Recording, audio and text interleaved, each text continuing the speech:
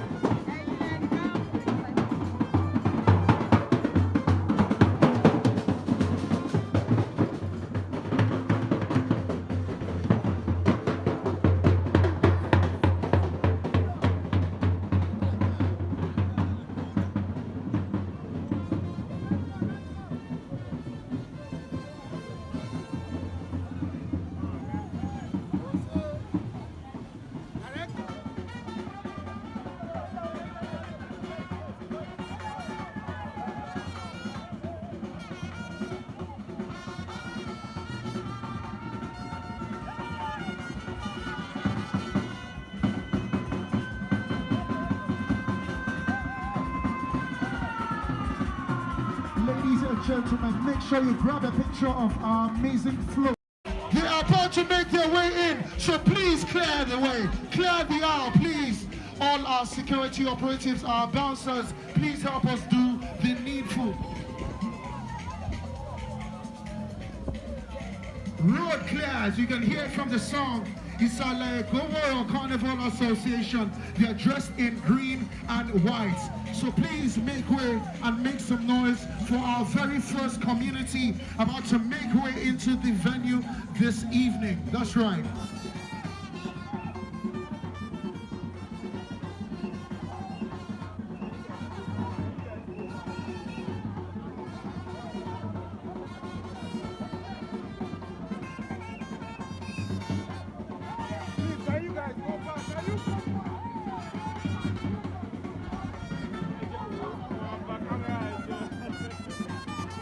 Também.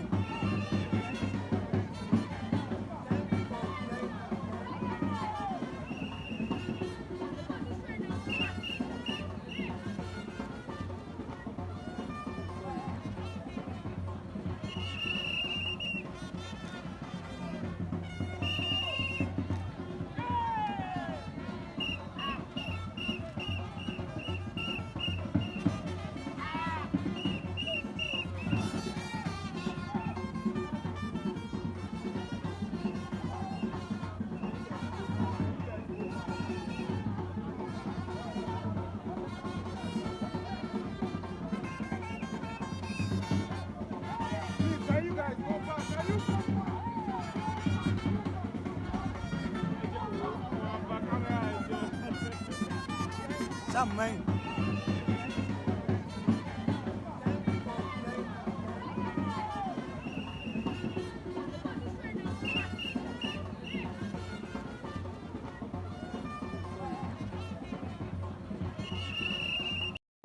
This is the Isale Goworo Carnival Association.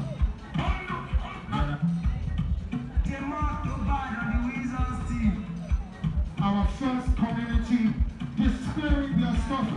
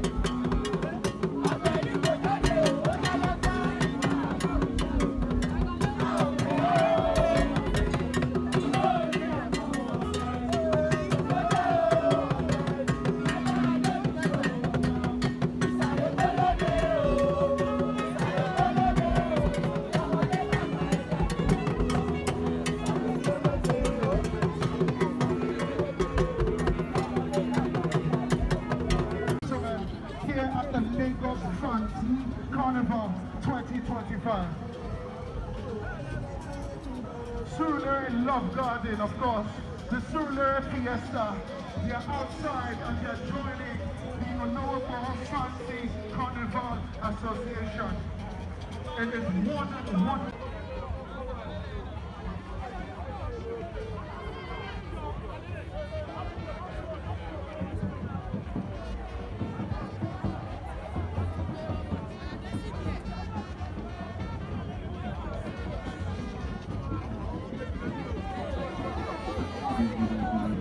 This is the Surulere Fiesta 2025, joining the Surulere Fancy Carnival Association.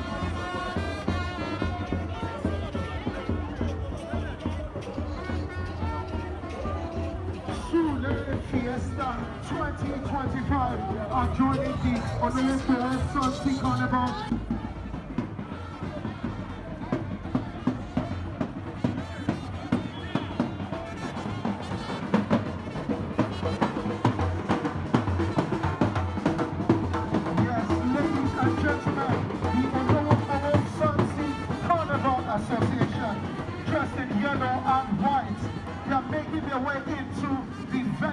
about now.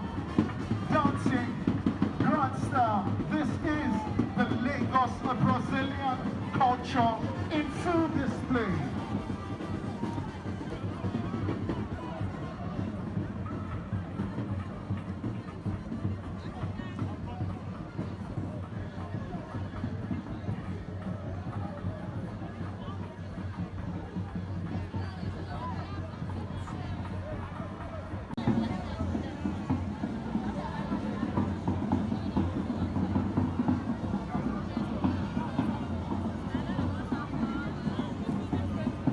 Ladies and gentlemen, this is the Lagos Fanti Carnival 2025. This is our second community about to make their way into the venue in grand style. They are dressed in yellow and white. Our very first community was the Saleh Koworo Carnival Association, and they were dressed in green and white. But now we are moving on to something different, something exciting, something spectacular out here in Lagos City. They came in on skates.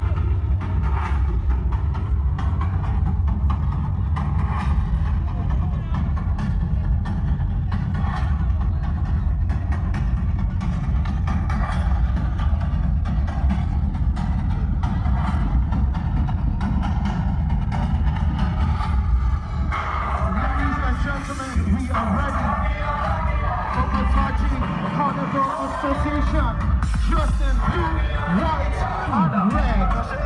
Are you ready?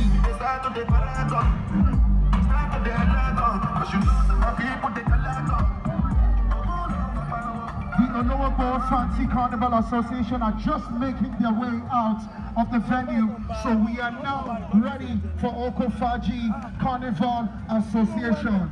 They are dressed in blue, white, and red.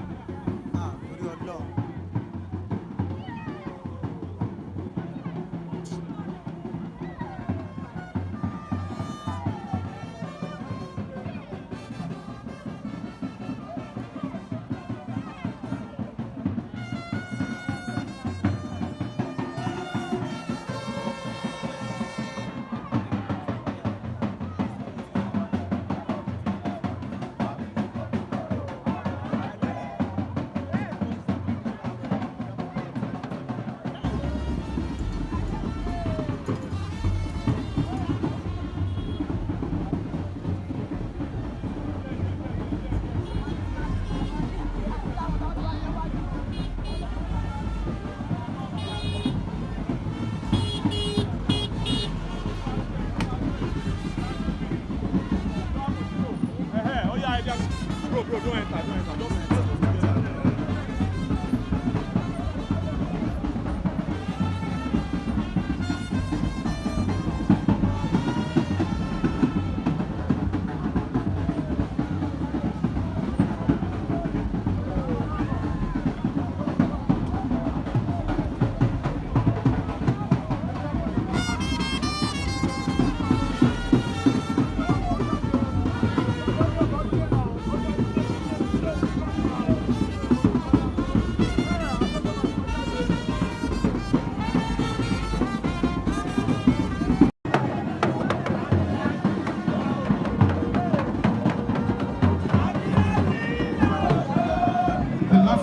Lafayette numbers keep growing bigger and bigger. All we can see is red and white through the arms. This is the Lafayette Fan Team Association.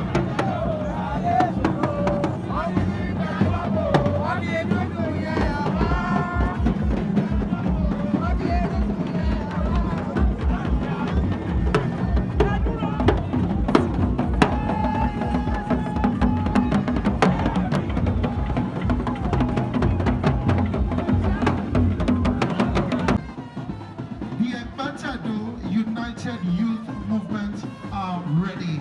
They are dressed in blue and white and they look very, very royal. We love the colors.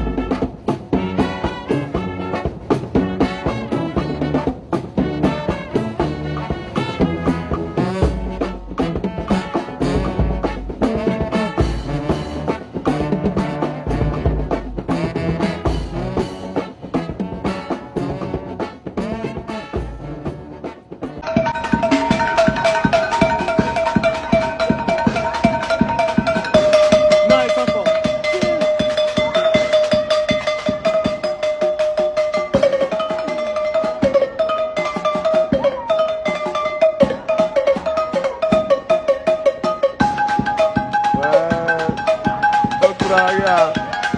What I know, man.